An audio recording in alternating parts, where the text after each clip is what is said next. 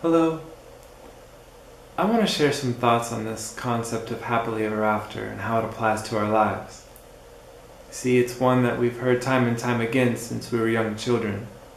It was written into our storybooks, and animated films. We've seen it in movies and television, and heard it in music all of our lives. It's this idea that there's one person out there, that when we meet them we'll fall deeply in love, and then we'll live happily ever after. I think it's important to consider that this concept came from the imaginations of other human beings. It came from brilliant storytellers who shared their vision of what a perfect world could look like.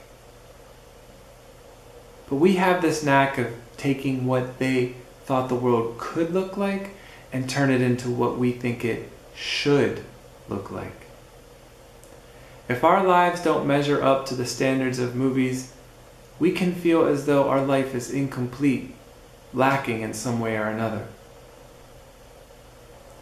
For those of us who thought they met a happily ever after and have lost them, or for those of us who have yet to meet their happily ever after, this can be a very painful story.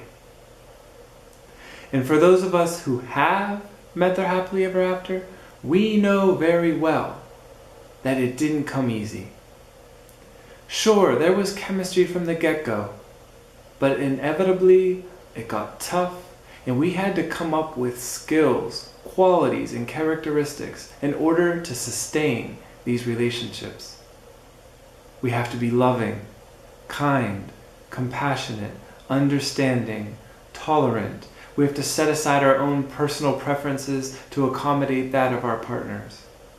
We have to be patient. And these skills, qualities, and characteristics don't just apply to relationships like these.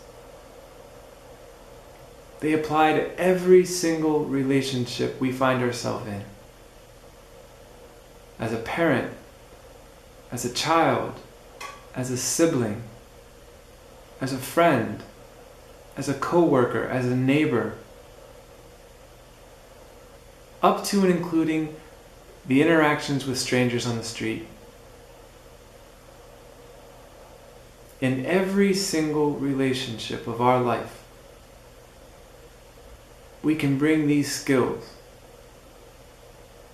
So instead of putting all our eggs into one basket, instead we can share our love with all beings everywhere. It's perpetual loving kindness. It doesn't end. And if we eventually meet that person with whom we want to spend more time than everyone else, that's great. But we're not leaning on them alone. It's not too much pressure then.